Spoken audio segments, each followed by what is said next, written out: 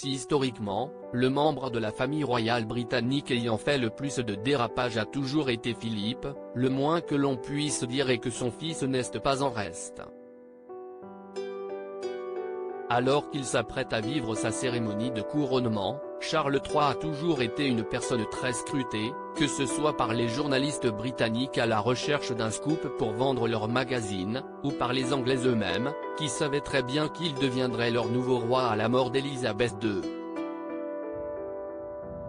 Si est-il donc sans étonnement que le prince Charles a toujours été pied-et-pront au scandale.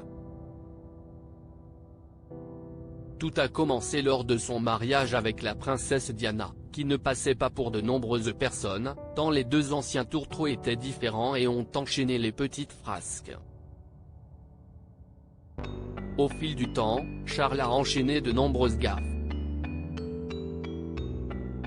Retour sur quelques-unes qui ont fait le tour des tabloïds. Charles a demandé à Camilla s'il pouvait vivre dans son pantalon en 2005, le correspondant royal de la BBC, Nicolas Witchell, était la cible de l'angoisse de Charles lors d'une vacance de ski dans les Alpes suisses. En échange d'être laissés seuls pour le reste de leurs vacances, Charles, William et Harry ont accepté une séance photo. Lorsque Witchell a posé une question, Charles a été entendu marmonner à ses fils, « Ces gens-là. Je ne supporte pas cet homme. Il est tellement horrible. Il l'est vraiment. » Un incident que Charles regrette encore. Il y a également eu le tampon gâte. Peu de temps après sa séparation avec Diana en 1992, une transcription d'une conversation téléphonique entre Charles et Camilla Parker Bowles a émergé. Ce dernier plaisantait en affirmant qu'il voulait vivre à l'intérieur du pantalon de Camilla. « Oh, mon Dieu.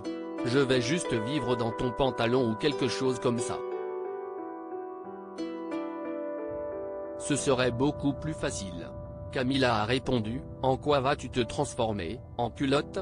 Oh, tu vas revenir en tant que culotte. » Charles a ensuite répondu, « Ou, Dieu nous en préserve, un tampax. Juste ma chance. » Une profonde honte est ressortie de cette déclaration devenir publique. À propos de l'auteur, la rédacteur pour Closer depuis 2021, les petites histoires des grandes stars rythment mon quotidien. Également passionné du cinéma classique et contemporain. Ces derniers articles et Cannes 2022, pourquoi l'astronaute Thomas Pesquet était invité à monter les marches procès de Jean-Marc Morandini, la justice a tranché sur le sort de l'animateur sans demander ma permission, l'ex-mari d'Emilie Ratajkowski pervers sexuel ? Ces témoignages